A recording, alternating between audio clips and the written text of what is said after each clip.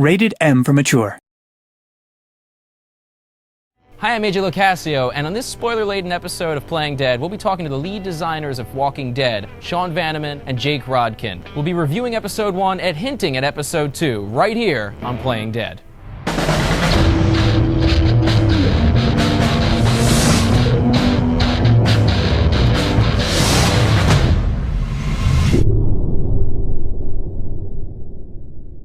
So, hi guys, thank you for being on the show again today. Hey. How's it going? So the episode's out, finally.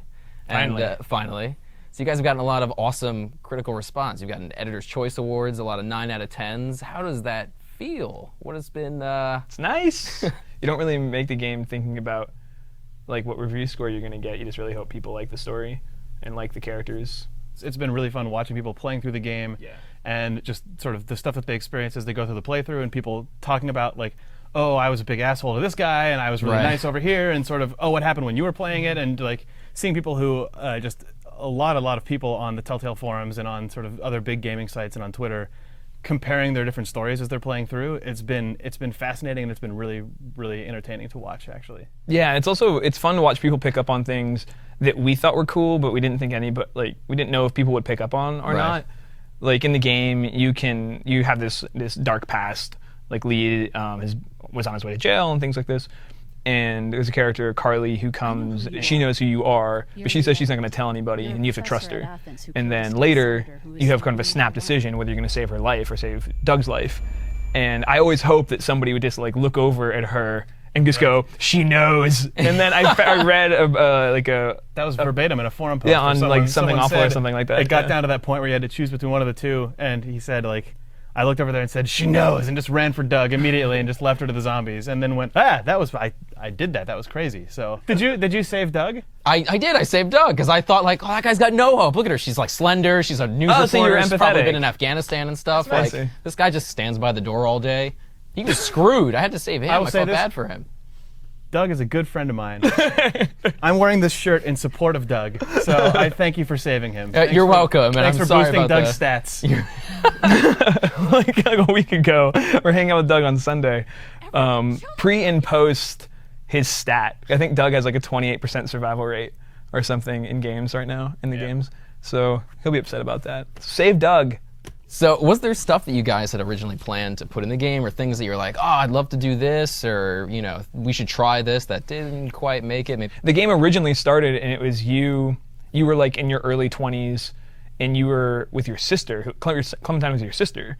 There are some ridiculous ones though, like the mob being involved briefly. That was a bad idea. I don't think Kirby would have signed up on that. No, there was a solid like 6 hours where the mob was chasing you through part of the season. Are there specific choices that will affect future episodes? I mean, there's got to be. Obviously, there are just many. in episode 1. Well, obviously the stuff that shows up towards the end of the episode, we put that stat sheet up, and those are sort of the top line, like which characters lived and died, who did you side with in the huge arguments of the game. But beyond those, we're paying attention to most everything. I mean, I think if you actually go under the hood of how the engine works technically, every single thing you say to every single character is tracked and is available to the writers of subsequent episodes to use to flavor your playthrough and to screw you and make you feel like you ruined everything. If you were stressed out by the choices in episode 1, then like episode 2 is gonna, because that was sort of like the training ground. Right. It's like, this is your crew, get to know everybody. Hi, I'm Lee. It's like, but now you're going to making like the training wheels come off a little bit. Right. And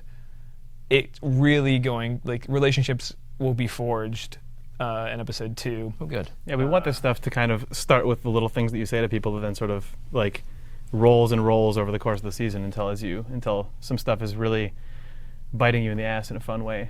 So have you guys heard any fan reaction, any user feedback that you're going to use to affect future episodes? For me, it's like I read stuff that people are saying, oh, I hope this happens, or I hope this character does this, and I either think to myself, you're going to be stoked when that happens, or I'm just going to love it when we do the exact opposite of the thing that you want, and just your hopes are entirely dashed in the most aggressive way possible. But like just seeing people sort of try and extrapolate out what's going to happen, it doesn't necessarily for me like rapidly alter the flow of where I would want something to go, but it at least sort of makes you go, all right, well, we know that there's a subset of people who are playing who are going to be in for a treat, or who are going to just be like, So what can you guys tell us about episode 2?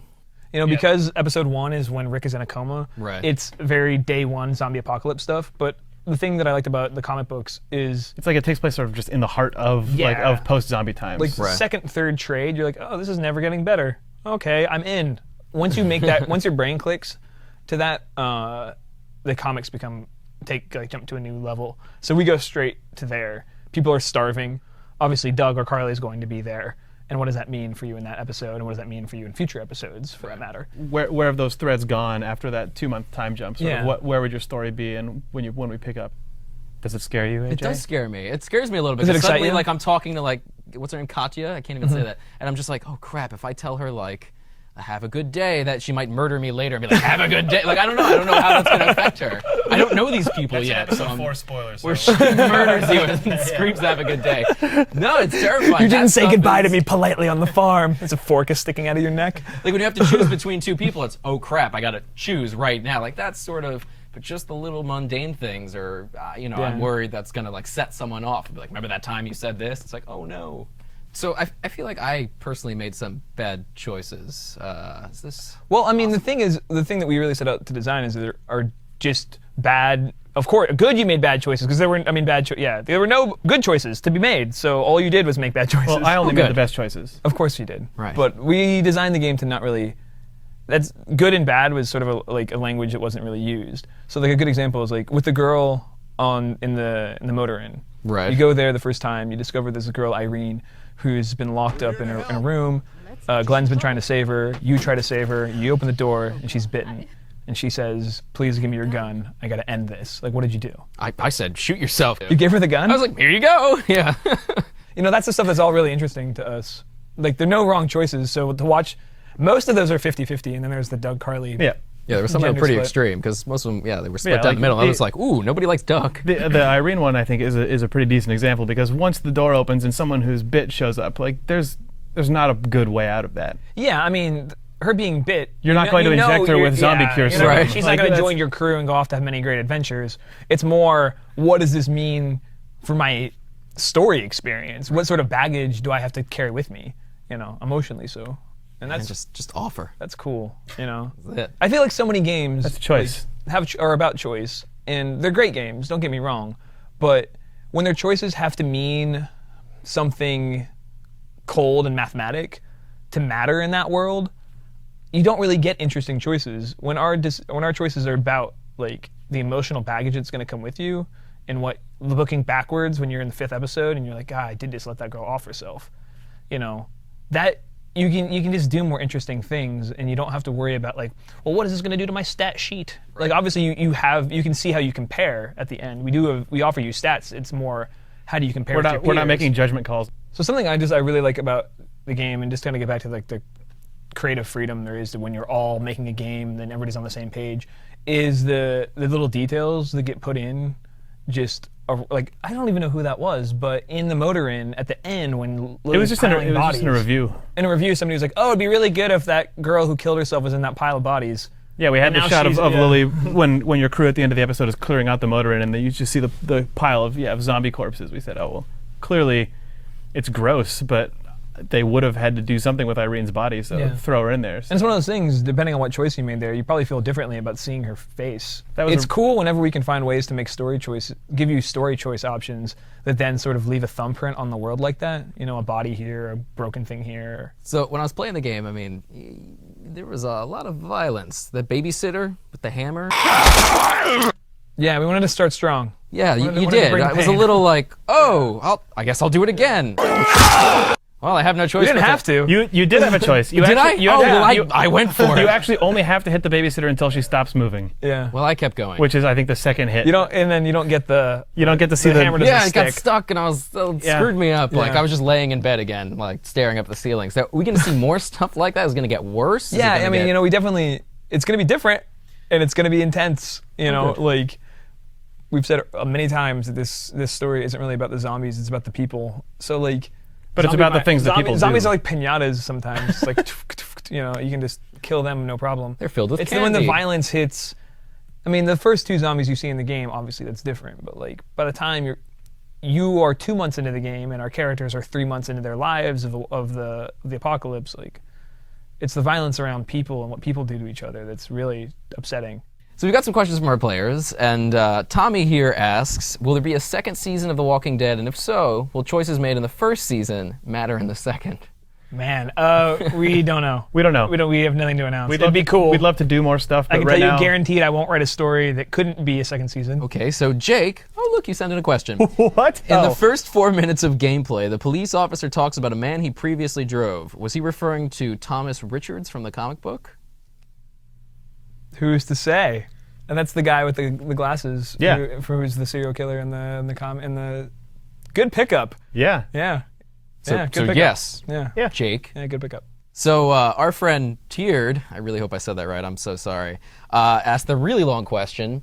Am I right in believing that there was more to the scene where the zombies were attracted to TVs during the puzzle to get the keys for the pharmacy? Was it Romero-esque social commentary? Or am I just a loon with too much time on his hands? If I'm right, will we see scenes like this more often? Oh, the TV's turning on and all the zombies congregating around the TV? Yeah. We talked about it looking like it was that. That wasn't the intent of the scene. We didn't design it to be that, but when we saw it, we went, oh yeah, oh, we people did. with social commentary. It didn't start off as pointed social commentary, but is it? Choice matters.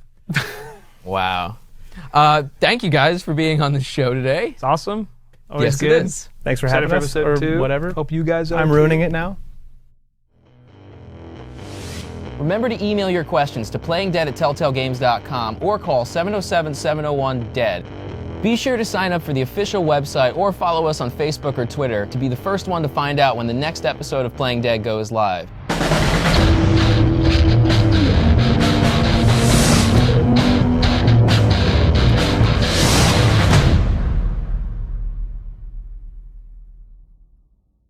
So Combine Overwatch asks... That's Combine Overwatch. It's from Half-Life. Half-Life, yeah.